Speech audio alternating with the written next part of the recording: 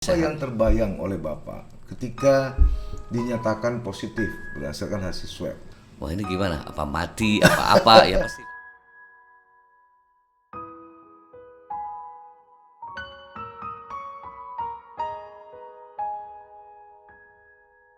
Ya, kalau menurut saya ya ini menjadi pembelajaran juga. Pembelajaran. Saya selalu mengantongi yang namanya hand sanitizer, itu selalu saya kantongi. Oh, kantongi. Kantongi.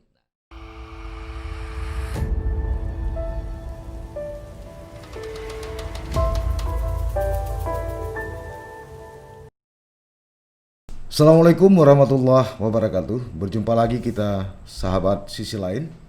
Tamu kita hari ini adalah seorang kepala dinas atau pejabat di pemerintah Aceh yang beberapa waktu lalu terpapar atau positif COVID-19. Namun akhirnya berkat perjuangan keras, kedisiplinan, tentu saja ridho dari Allah Subhanahu wa taala, beliau alhamdulillah akhirnya sembuh kembali atau negatif.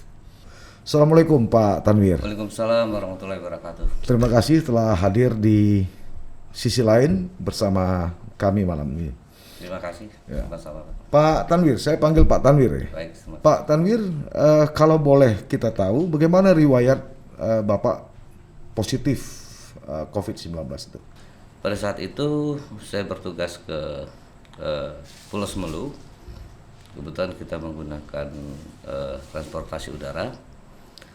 Nah, sampai di Semelu kira-kira kita 1 minggu dan pulang dari Semelu karena pesawat itu kebetulan rutenya itu sore, jadi pesawat dari Medan ke Acehnya itu harus ada paginya, maka kita harus menginap di Medan pada malam itu. Nah, singkat ceritanya, ya dikarenakan kita nginap di Medan, mungkin tentu setelah istirahat sejenak pengen makan pasti. Nah, jadi karena kita ada sekitar 6 orang pada saat itu rombongan, maka kita keluar makan di emperan gitu ya. Ya kita nikmati lah ya makan malam itu. Ya mungkin karena asiknya makan malam itu sehingga mungkin kita lupa pada suasana COVID. Nah, memang kebetulan di situ juga ya banyak antrian yang untuk makan di situ. Banyak antrian orang. Iya, banyak antrian Tapi orang. Bapak nggak makan pete Medan atau jengkol kan? Sebenarnya saya suka, kebetulan malam itu kebetulan sudah habis. Sudah habis. Nah, jadi ya kita makan, dan selesai makan kita pulang ke Banda Aceh pagi-pagi itu sekitar pukul 6 pagi.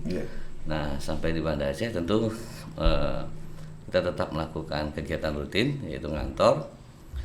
Kebetulan malam Rabu, Selasa malam itu kita ada sedikit kerjaan di kantor, kebetulan sampai jam 12. Nah, ada perasaan yang kurang Enak gitu ya? enak di yang saya rasakan waktu di sekitar pukul 10:30 gitu. Nah, Tapi begini Pak, kita stop dulu kurang enak. Oke.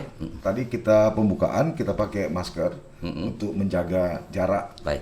Karena Bapak udah negatif dan jarak kita juga jauh lebih dari 1 meter, kita buka aja Pak. Baik, terima kasih. Biar Amin. pemirsa kita ya. Biar lebih enak nih. Nah, pemirsa, inilah wajah Pak Tanwir Mahdi. Silakan maju Pak. Hari Rabu itu karena merasa tidak enak badan, saya tidak masuk kantor. Jadi Gejala nggak enak badan tuh awalnya kayak meriang gitu Pak. Meriang. Nah, jadi ya pada prinsipnya mungkin ya Demam ya? kayak demam biasa. Demam Nah, biasa. biasanya saya langsung minum antibiotik ya, antibiotik. Nah, Sabtunya saya masih segar dan karena merasa was-was aja karena baru pulang dari luar daerah, PCR ya, tes PCR. Nah, pada saat itu disampaikan sama salah seorang petugas, karena demam saya baru 2 hari, kemungkinan itu nggak akan ketemu Pak kalau hanya baru 2 hari Bapak demam. Jadi sarannya ya tunggu 7 sampai 10 hari. Iya. Nah, ya oke lah kalau gitu, saya bilang ya saya harus kembali ke rumah toh. Nah, setelah saya sampai di rumah santai-santai, Nah, minggu aman-aman aja, malah saya sempat jalan-jalan ke pantai, bawa cucu dan anak lagi malah. Nah, sampainya saya setelah itu hari Senin kita kantor lagi biasa. Nah, waktu kira-kira jam sebelumnya pagi Senin itu, waktu saya pakai parfum, saya biasa saya suka pakai parfum itu di tangan, terus lap ke baju, baru saya coba cium di tangan, terlalu keras apa enggak gitu. Nah, tapi nggak kecium lagi nih. Kok nggak ada bau lagi gitu. Apa kurang semprot gitu kali. Nah, terus saya kantor. Nah,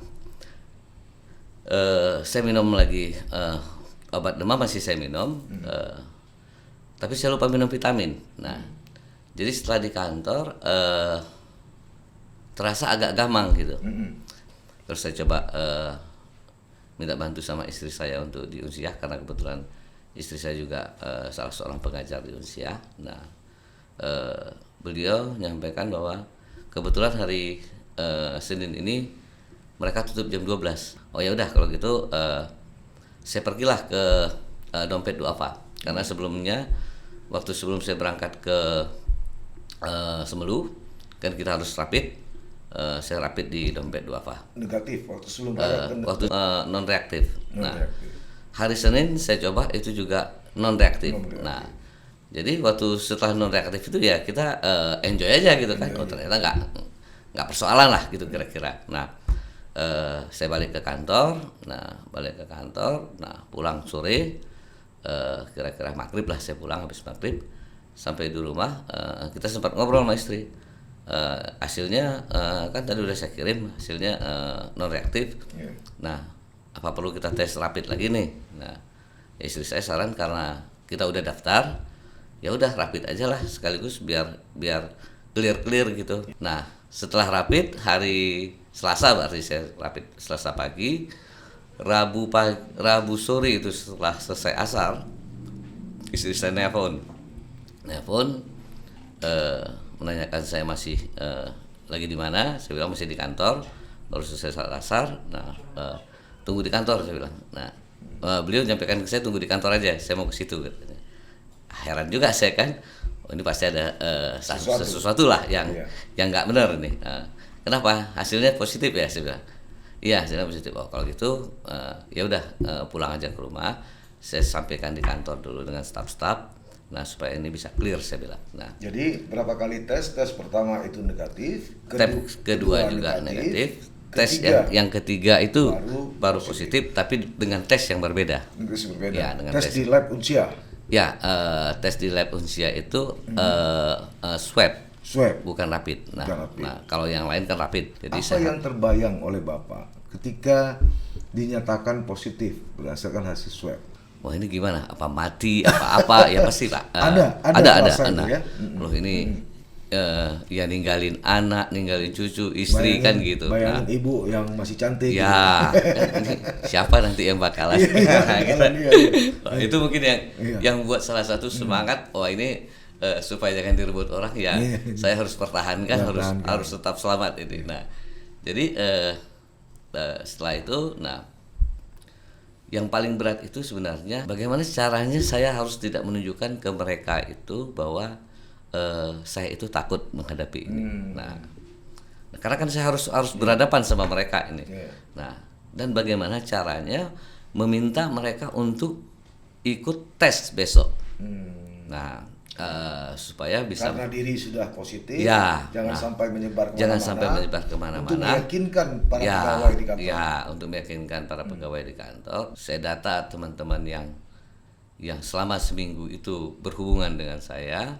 Nah, Pak, tadi Bapak sebutkan begitu pertama sekali mengetahui positif, yang terbayangkan macam-macam. Ya. Lalu setelah dinyatakan positif, Bapak melakukan isolasi mandiri di rumah. Ya. Selama isolasi itu apa yang Bapak bayangkan? Jadi sebenarnya beban yang terberat itu saya sebenarnya tidak terlalu terhadap diri, tapi terhadap orang yang pada saat saya belum tahu bahwa saya positif yang ketemu sama saya. Nah, ini kan ada tamu, ada orang yang baru saya kenal. Nah, saya harus menelpon mereka menyatakan bahwa saya positif. Saya sekarang positif dan Anda harus tes. Nah, itu kan nggak ya susah lah menyampaikan itu.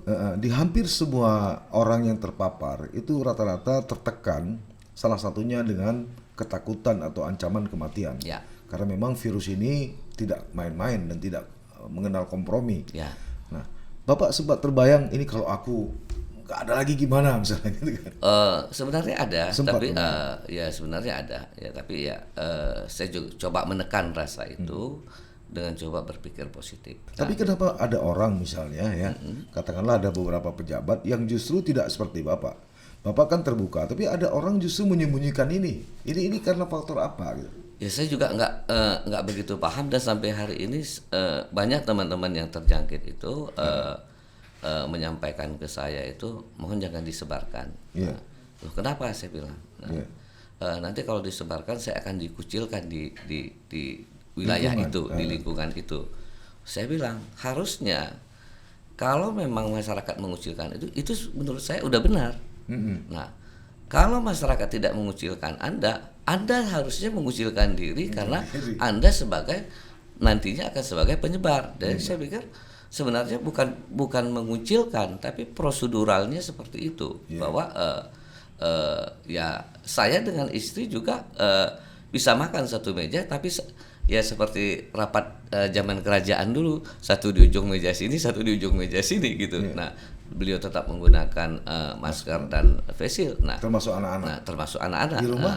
Di rumah. Nah, kebetulan saya di rumah itu punya seperti pavilion di sebelahnya ya, yang selama ini ditinggalin anak saya. Jadi rocker sama beliau. Beliau masuk ke rumah induk, saya tinggal di situ. Nah, ya yang paling penting itu adalah bagaimana sebenarnya kita menyamankan diri di saat kita terserang virus itu. Jadi pada prinsip dasarnya ya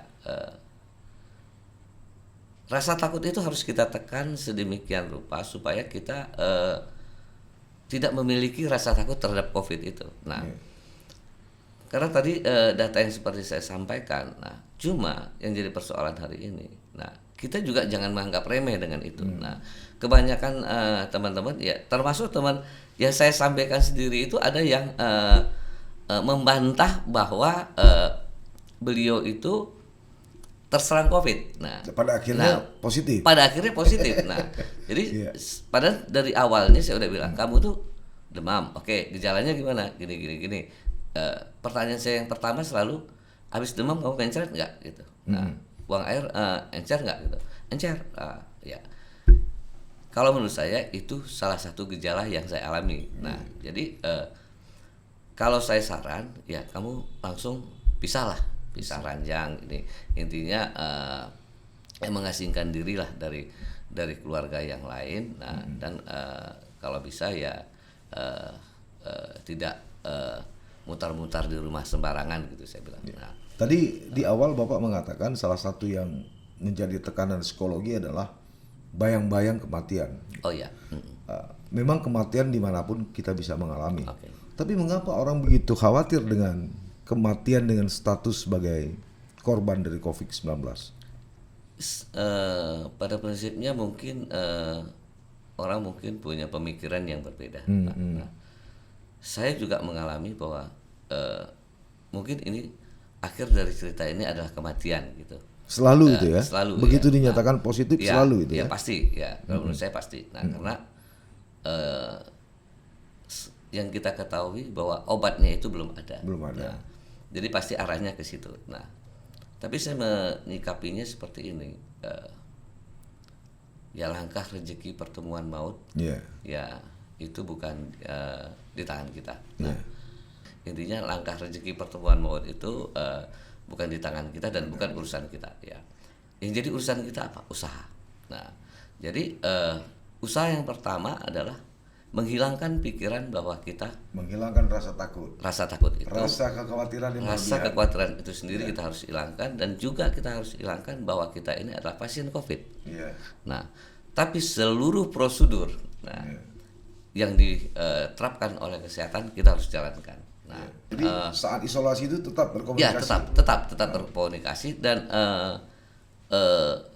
karena kebetulan kondisi saya itu ya flu ada Pak, nah gamang ada gitu. Nah dikarenakan biasanya kalau flu itu kita seperti ada cairan antara hidung dan kerongkongan Pak. Nah yang jadi problemnya dibuang melalui hidung tidak mau, ditelan melalui kerongkongan juga tidak mau. Nah jadi pada saat itu saya coba telepon omnya istri, kebetulan salah seorang dokter.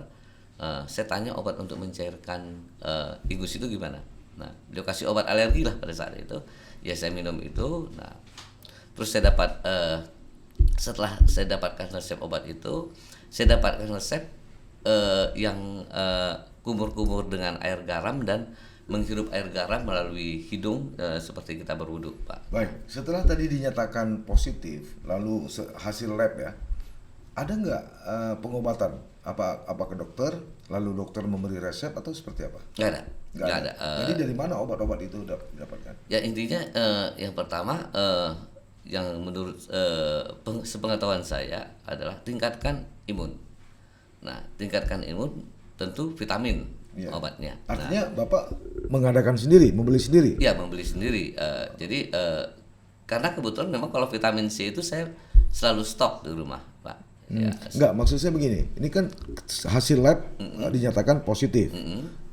Tidak ke dokter, langsung memilih mandiri. langsung memilih mandiri. Jadi tidak misalnya ke dokter berdasarkan dari obat-obat berdasarkan resep dokter, tidak seperti itu ya. Enggak, Jadi langsung mandiri gitu ya. langsung mandiri. Nah, kebetulan Bapak sangat paham soal ini. Saya nggak bisa bayangkan bagaimana kalau orang yang tidak paham. Ya, itu memang menjadi satu problem ya.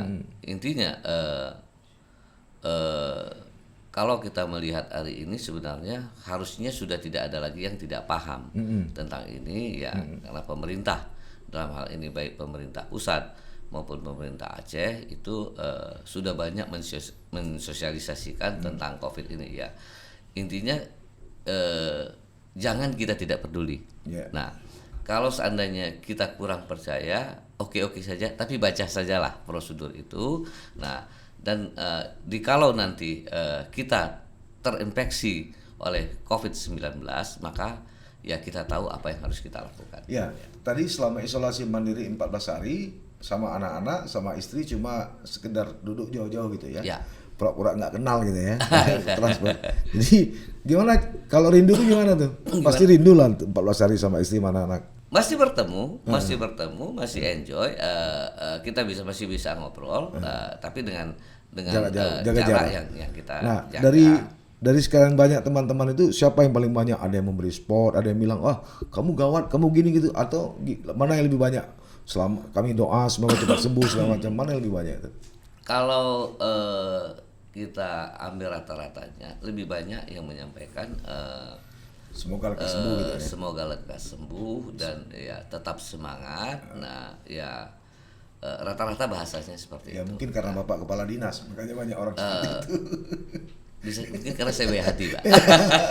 Jadi antara baik hati dengan kepala dinas. Iya. Ya kan anak-anak buah di kantor pun ini semoga Bapak cepat sembuh gitu ya. Nah, sekarang hari ini Bapak sudah terbebas, sudah dinyatakan negatif. Apa yang Bapak rasakan dari proses ini semua? Kira-kira apa yang Bapak rasakan sekarang?